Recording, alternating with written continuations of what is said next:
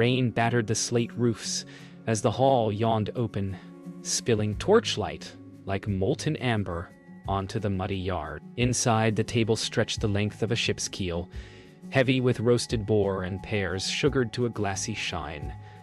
He carried the wine with hands that would not tremble, though laughter buckled the air around him. A voice, smooth as a whetted blade, declared that the table was for kin, for blood, for those whose names were stitched into banners, not aprons. Heat rose and stung his eyes, not from the braziers but from the careful cruelty with which a place setting was plucked away and replaced by a silver goblet he must pour for others. He bowed because bread demanded it, and hunger was a tutor with iron rules. Yet beneath the obedience, a vow loosened like a hidden drac knife.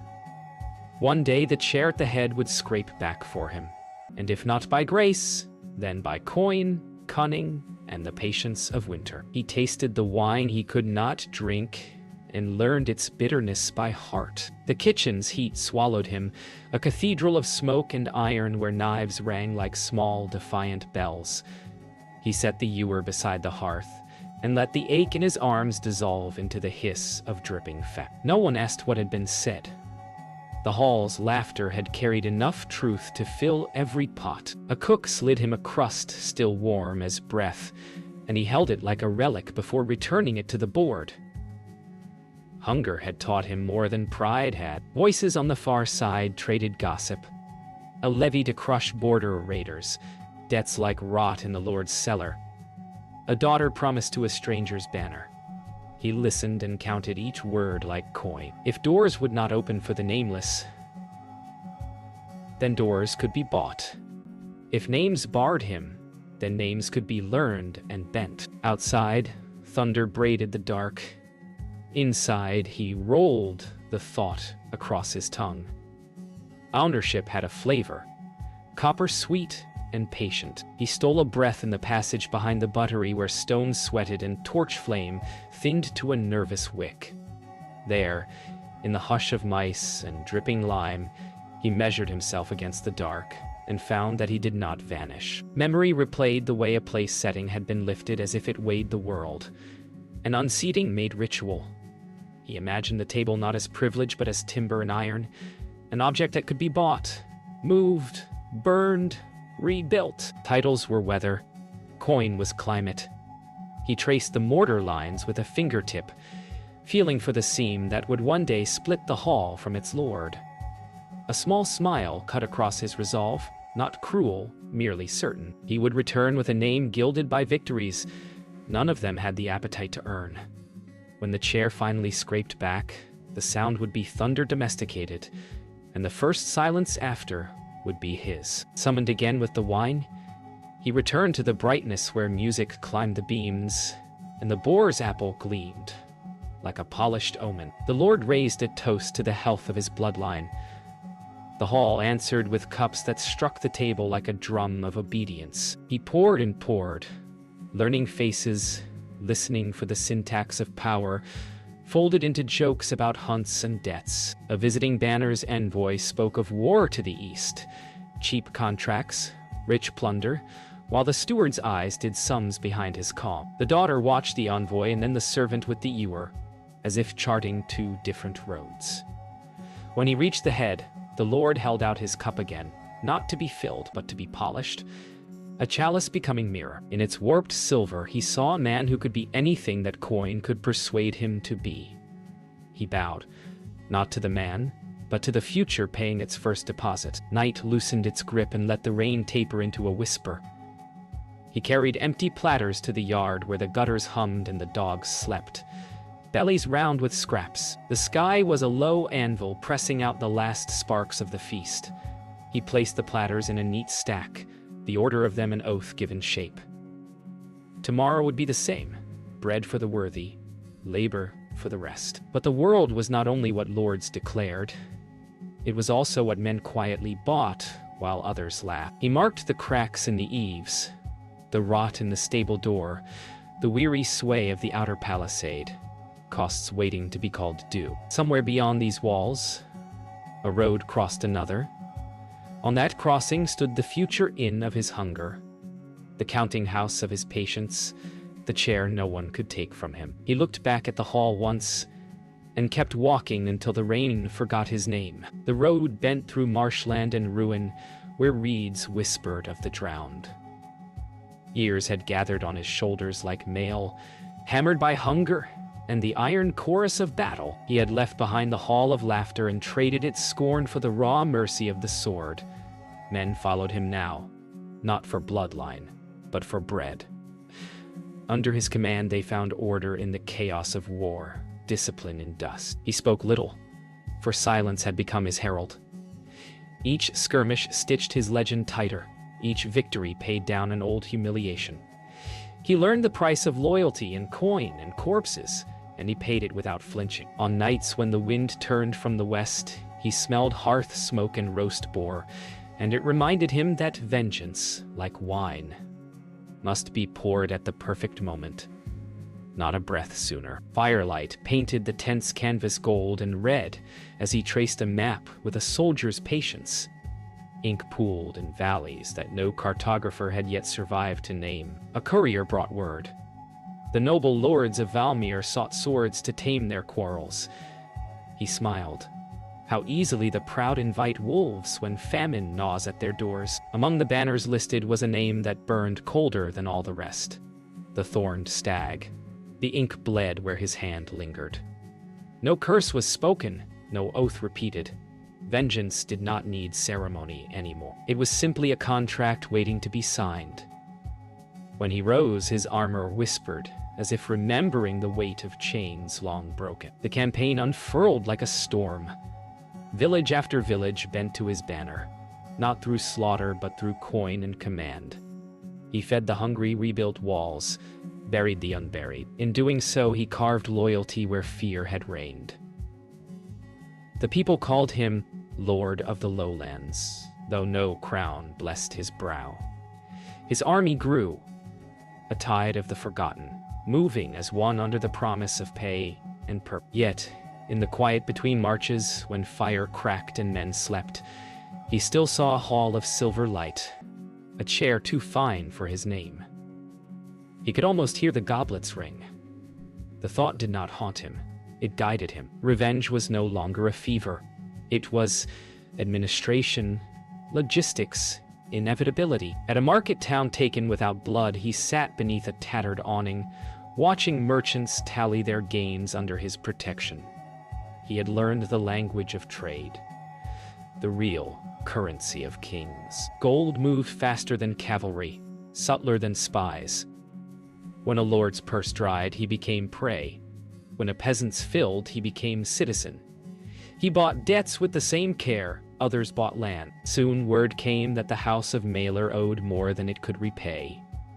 The steward Garrick's name surfaced on a list of desperate creditors. The world had finally turned its cup toward him. He drank slow, savoring the taste of power, distilled through patience. Night fell thick as ink.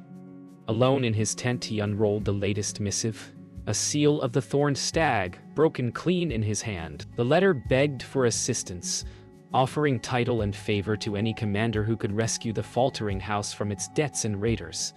He read it twice, then folded it with reverence, as one might close the eyes of the dead. Tomorrow he would ride north, not as servant or supplicant, but as savior. They would open their gates to him gladly, and when they bowed in gratitude, he would choose his seat carefully. Every feast must begin with a guest of honor. After all, the road north wound through frost-bitten valleys where the trees stood like old sentinels, their boughs heavy with memory. Each mile was a step deeper into the lands that once turned him away. When the towers of Valmir rose at last through the mist, he felt no tremor of fear, only the steady hum of arrival. At his side rode captains sworn by contract. Not creed, their armor dull but serviceable, their eyes reflecting the weight of shared hunger. The banners of the Thorned Stag drooped over cracked battlements. Smoke bled from chimneys that had forgotten laughter. As they approached the gate, horns cried out. A feeble sound, like pride run dry. He did not announce his name. He only raised the sealed letter that bore their plea for salvation, and the gates, which had once closed against him, opened on their own. Within the keep, time seemed to hang like dust in the sun. The tapestries sagged, the hearth coughed weak flame, and the noble line of Mailer sat cloaked in debt and desperation. The lord's hair, once iron black, had surrendered to gray. The ladies' rings were thinner, their jewels sold for bread. Yet their manner remained, a brittle pride that cracked only in silence. He spoke with measured courtesy, offering aid against the border raiders for a modest recompense, stewardship of their lands until debts were paid. Desperation sweetened consent. They signed the parchment as though it burned. When their seals cooled, the house of Mailer ceased to rule itself. He bowed, hiding the smile that would come later. Alone, days melted into weeks as he rebuilt the ruin from within. Soldiers patrolled the ramparts under his command. Merchants brought grain and coin. The halls filled once more with life, though none dared to laugh too loudly. He sat in council at the long table, speaking in low tones while the old lord watched from his weakening chair. The servants whispered of miracles. The debt paid, the larders full. But they did not see the invisible hand tightening around their keep. Even as old, grown now into a woman whose grace could quiet a hall, looked upon him with cautious gratitude, unaware that her every thank you was another stone laid in her family's tomb.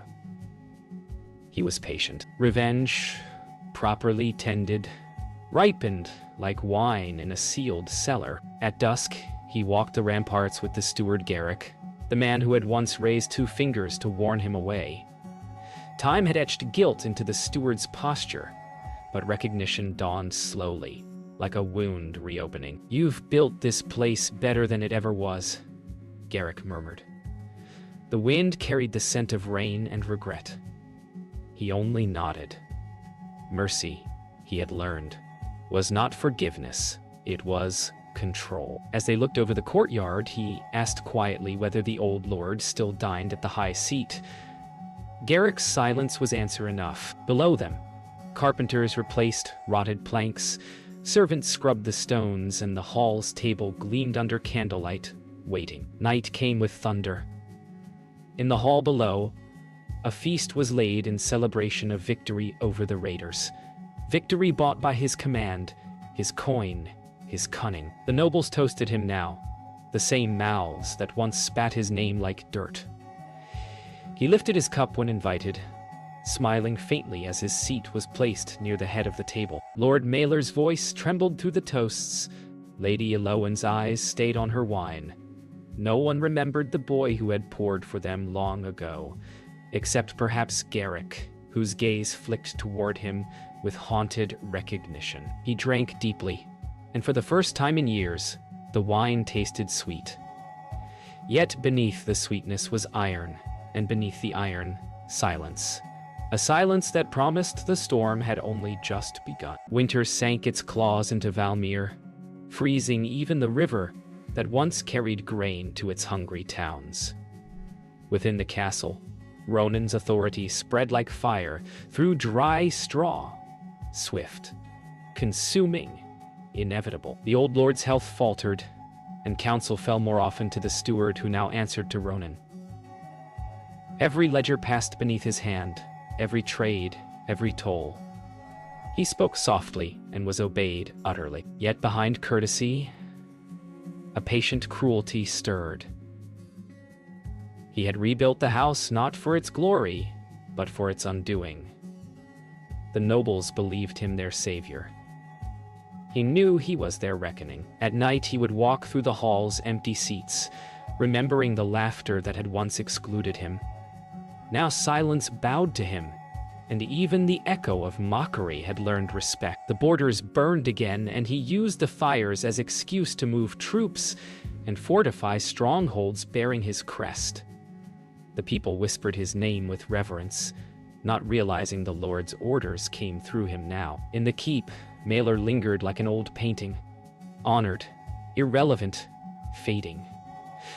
When Ronan came to the solar one evening, he found the Lord staring into the embers. "You've done more for Valmir than I ever could," Mailer said, his voice a thread. Ronan inclined his head but did not kneel. Gratitude, once the highest prize, had become an insult. As he left, the Lord asked, almost kindly, whether Ronan believed in family. He paused at the door, then answered, "Only in those who earn their seat." The door closed like a coffin lid. Spring thaw brought mud and rumor. Merchants now sought audience with the steward of Valmir, never realizing they addressed a conqueror in disguise. He made loans, forgave debts, and bought allegiance with generosity sharper than any sword. Isolde often accompanied her mother during councils, her kindness like sunlight leaking into the fortress he had built from shadows. Her eyes held both gratitude and doubt. In her voice, he heard the world he might have loved if not for vengeance. For a fleeting instant, he wondered whether his seat at the table must be won by cruelty, or if redemption could dine beside wrath. But memory answered before conscience could. He saw again the goblet, withheld, the laughter that followed. There were debts only silence could collect. When the first caravan failed to arrive, panic crept through the castle like smoke. Garrick confessed the ledgers bore discrepancies. Coin was missing, shipments diverted. Ronan feigned concern and ordered an inquiry that led, predictably, to Mailer's remaining allies. One by one they were accused, stripped, or vanished. Each absence shifted weight toward him. He did not need to raise his voice or draw a blade. His justice was administrative, precise, and absolute. By the time the truth dawned on Mailer, it was too late. The Lord stood in his hall surrounded by strangers wearing his colors. He realized his home no longer obeyed him. From the balcony above, Ronan watched as Mailer's gaze met his, recognition blooming, slow and fatal as frostbite. That night, the hall stood silent, except for the storm pressing against the shutters. He walked its length alone, fingertips brushing the carvings on the great table. Here laughter had once cut him. Here scorn had baptized his purpose. Now he owned it all, yet the emptiness weighed more than glory. At the head stood the high chair, its velvet worn, its arms polished by generations of pride. He sat, not as guest, not as servant, but as master. The seat groaned softly under his armor, as though the wood itself recognized the fulfillment of a vow. Lightning flared through the window, throwing his reflection against the far wall. A man of victories, none of them pure.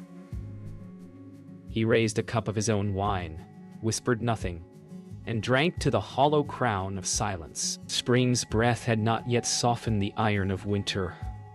When Lord Mailer died, quietly, without audience or blessing, they found him at dawn, slumped beside the hearth, one hand outstretched, as though still grasping for warmth that would not return.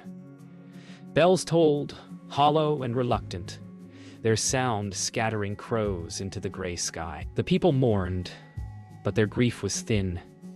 Hunger had taught them economy even in sorrow. Ronan ordered the rites with perfect solemnity, his voice a study in compassion. He walked behind the bier as snow fell in ash-like flakes, his black cloak sweeping a path in the mud. The villagers bowed, seeing in him a pillar of stability. None guessed that the world had just turned entirely beneath his hand, that the servant had inherited the kingdom of his humiliation. After the burial, silence ruled the keep more firmly than any lord ever had. Lady Elowen withdrew to her chambers, speaking only to her daughter and prayers. Isolde's kindness became the last ember of warmth in the stone fortress, and Ronan found himself circling her presence as though drawn by a light he mistrusted. She thanked him for protecting their house, her voice unarmored, her eyes searching for mercy in a man who had none left to give. He wanted to answer with truth, that he had destroyed her world to reclaim his own, but the confession froze behind his teeth.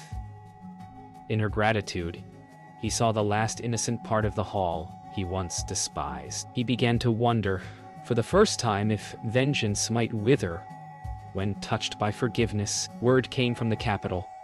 The crown offered elevation to Lord Ronan of Valmere, recognition for his defense of the border. The hall erupted in hollow celebration.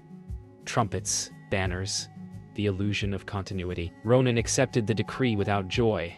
A title meant little when one already owned the table where crowns were traded.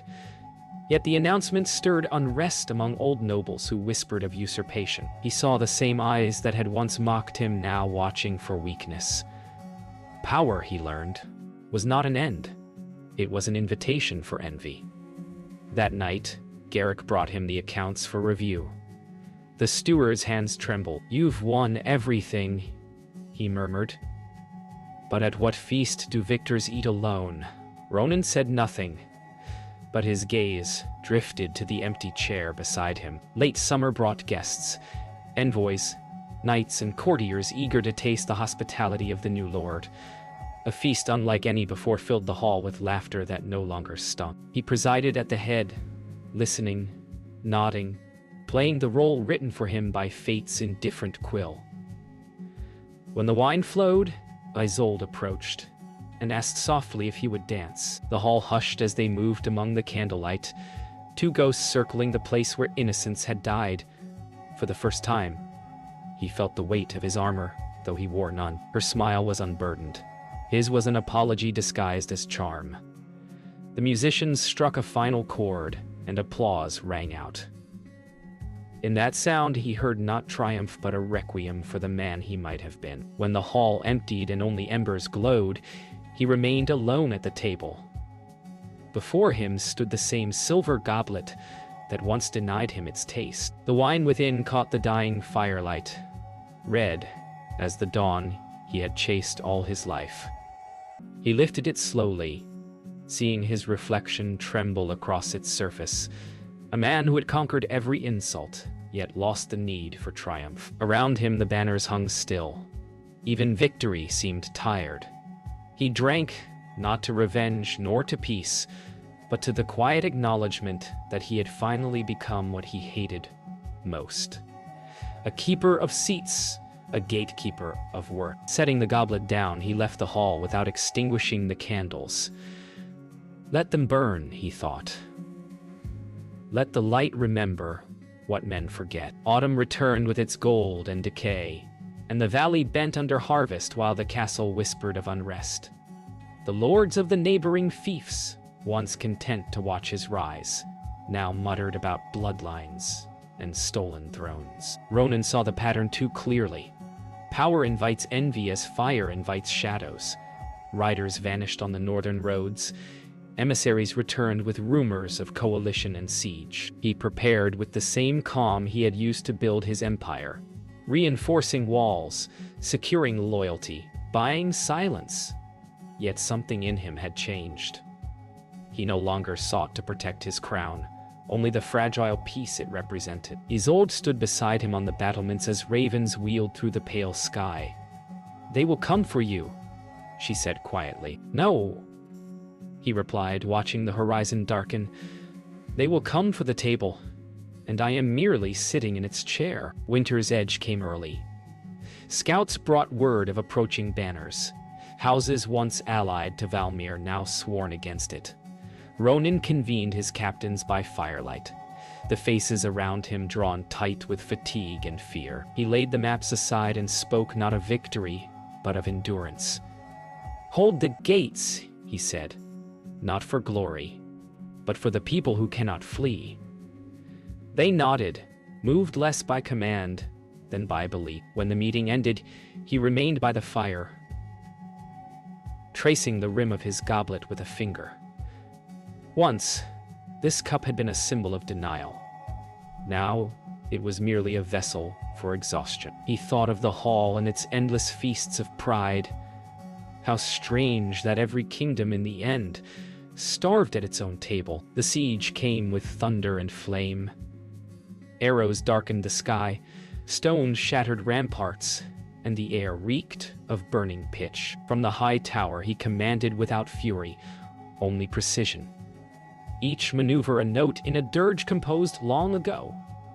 His soldiers fought with the loyalty of those who had been fed when no one else would feed them. Days blurred into nights of blood and smoke. In the brief stillness between assaults, he walked among the wounded, binding what he could, listening to their pain like a penance he could not complete. For every man who died, he whispered a name, though no one heard him but the walls. On the 6th night, an emissary approached the gate under flag of truce. A man from the coalition offering mercy if Ronan would surrender the keep and yield his claim. He listened as the envoy spoke of clemency, of exile with gold and safety. Behind the man's courteous words, he heard the same tone that once told him, "This table is for family." He almost laughed. "Tell your masters," he said, "that the table is full, but they may dine in the courtyard if they bring their own bread." The emissary rode away pale and shaken. Ronan returned to the hall and stood before the empty chairs, the memory of laughter flickering like ghosts in the torchlight. He knew then that this would be the final feast Valmir would ever host. When dawn broke, it came crimson over the valley, a sunrise mistaken for fire. The enemy banners lay scattered in smoke, their armies routed by desperation and cunning. Valmir stood, but at ruinous cost. The courtyard was littered with the fallen, the snow turned to mud and memory. Ronan stood amid the wreckage, his armor cracked, his breath ragged. Victory tasted of ashes. Isolde found him there, her gown dark with soot and tears. "It's over," she whispered.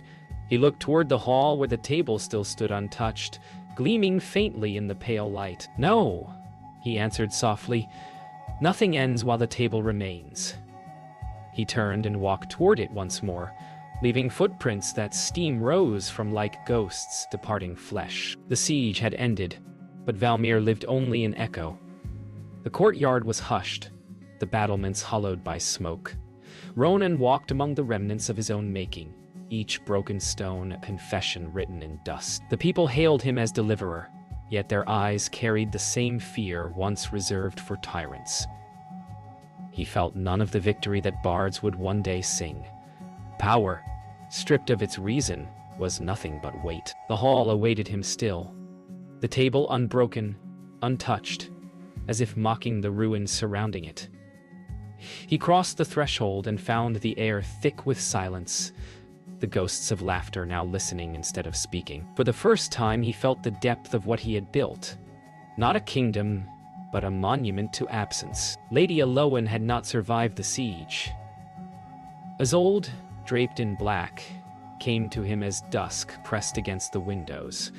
Her voice trembled, asking what would become of them now that peace and ruin were indistinguishable. He looked at her and saw all that could have been spared had his vengeance chosen mercy. She spoke of leaving Valmir, of starting anew where the weight of names did not matter. He could have gone with her, perhaps should have, but the hall held him, an anchor forged of memory and pride. "I belong where my promise was made," he said. She touched his hand, her tears warm against the back of his gauntlet, then turned and walked into the night, her figure dissolving into fog like a prayer unspoken. Night deepened, and he ordered the hall prepared for one final feast. The surviving servants, trembling but obedient, set the table with the last of Valmir's wine, bread, and fruit. No guests came. He sat alone, the fire hissing low, and filled 10 goblets, one for each voice that had once laughed at him, another for the man he had been. The chairs stared back in quiet judgment. He raised his cup and drank for each, the bitterness growing lighter until the taste vanished entirely. In the stillness that followed, he realized revenge had not made him master. It had made him caretaker of an empty hall. The sound of the wind through the broken windows became a pause for a play whose audience had died long before curtain. Toward midnight, Garrick entered for the last time, his beard gray as ash. He found Ronan at the table, surrounded by candle stubs. "It's over," the steward whispered, not as a question, but a benediction. Ronan looked up, eyes clear, voice quiet. "No," he said, "it is finished." He placed the signet of Valmir on the table and rose. Garrick began to kneel, but Ronan stopped him with a gesture of gentleness. "Keep the hall," he said. "Let it belong to those who will remember, not to those who will own." Without armor or crown, he walked into the cold, his steps steady, leaving the sound of his boots as the hall's last heartbeat. Garrick stood alone, the candles trembling in the draught. Dawn crept over the hills, touching the ruins with a fragile gold.